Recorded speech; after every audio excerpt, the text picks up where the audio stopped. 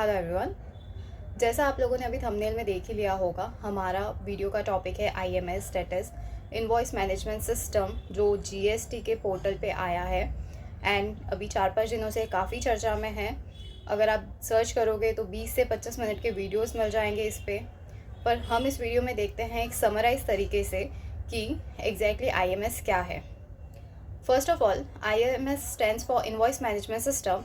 ये एक डैशबोर्ड है जो आपको इन्फॉर्मेशन देता है और वो इन्फॉर्मेशन सही है या नहीं है वो आपको डिसाइड करना है। फर्स्ट ऑफ ऑल, IMS जो है वो मैंडेटरी नहीं है, इट्स ऑप्शनल। अक्टूबर से ये पोर्टल पे आ गया है। पोर्टल में सर्विसेज के अंडर रिटर्न हेड्स में आपको ये ऑप्शन दिख जाएगा, जैसा आप अभी स्क्रीन पे देख सकते हैं।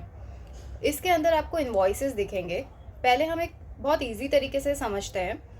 पहले जो GSTR 2B हमें मिलता था हर महीने की 14 तारीख को, वो एक बना बनाया जनरेट हुआ हुआ 2B था। पर अब से आप अपने GSTR 2B को कस्टमाइज़ कर सकते हैं।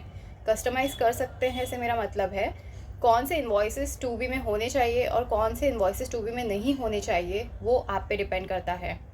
अगर आपके पास प्रॉपर इन्वॉइसेस है, ITC अगर आपका बन रहा है, ठीक है, आपका अवेलेबल ITC है, तो आप अपने जो इन्वॉइसेस है वो IMS पे जाके आइदर एक्सेप्ट कर सकते हैं, रिजेक्ट कर सकते हैं या उसे पेंडिंग में रख सकते हैं। अब इसका मतलब क्या है? एक्सेप्ट करने से मतलब है आप IMS में GSTR 3B भरने तक कुछ भी चेंजेस कर सकते हैं। फॉर एग्ज़ाम्पल 13 को पहले हमेशा GSTR 2B आ जाता है, आपको GSTR 2B as it is दिखेगा आपका 13 तारीख को।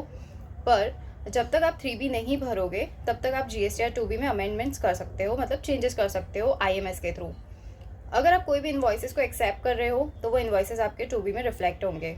अगर आप कोई भी इन्वॉइसेस को रिजेक्ट कर रहे हो तो वो कभी भी 2B में नहीं आएंगे और आगे जाके पे आप कभी भी ITC नहीं ले सकते। ये ऑप्शन बहुत ध्यान से चूज़ करने की ज़रूरत है, बिकॉज एक बार अगर आपने रिजेक्ट कर लिया तो आपके पास कोई भी ऑप्शन नहीं होगा वो ITC अवेल करने का दोबारा से। And third is safer option is pending. अगर आपको नहीं समझ में आ रहा है कि ये कौन सा इन्वॉइस है, इसके गुड्स आपको मिले हैं नहीं मिले हैं, या ट्रांजेक्शन एग्जैक्टली कंप्लीट हुआ है या नहीं, तो आप उसे पेंडिंग में रख सकते हैं।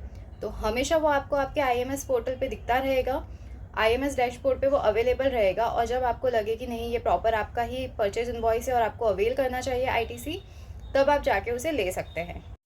वन मोर थिंग, अगर आपने इन्वॉइसेस पे कोई भी एक्शन नहीं लिया है, ना आपने उसे एक्सेप्ट किया है, ना रिजेक्ट किया है, ना उसे पेंडिंग में रखा है, तो वो ऑटोमेटिकली डीम्ड एक्सेप्टेड माने जाएंगे और वो आपको अपने 2B में रिफ्लेक्ट करेंगे। सो बेसिकली हम जो पहले रिको करते थे वो अब हम IMS के थ्रू भी कर सकते हैं। देखा जाए तो it's a good option, because आपके पास भी एक ट्रैक रहेगा कि कौन सा ITC आपका है, कौन सा ITC आपका नहीं है। मोस्ट इम्पॉर्टेंट, कुछ चीज़ों में आप अपने इन्वॉइसेस को पेंडिंग नहीं रख सकते। जैसे कि अगर इन्वॉइसेस क्रेडिट नोट के लिए है तो आप उसे कुछ भी पेंडिंग में नहीं रख सकते, इधर you have to accept it और रिजेक्ट इट। और वैसे ही आपके इंपोर्ट के इन्वॉइसेस हैं वो भी आप पेंडिंग में नहीं रख सकते। तो लेट्स सी IMS और आगे जाके क्या वर्क करेगा। और जैसे जनवरी से हम GSTR 2B में ITC में कोई भी चेंजेस नहीं कर सकते। जितना ITC हमें दिख रहा है उतना ही हमें अवेल करना होगा। उस बारे में हम नेक्स्ट वीडियो में बात करेंगे। इस बारे में और भी कोई क्वेश्चंस है, आप कुछ जानना चाहते हैं तो you can comment in the comment box and stay connected with my channel for more such updates. Thank you.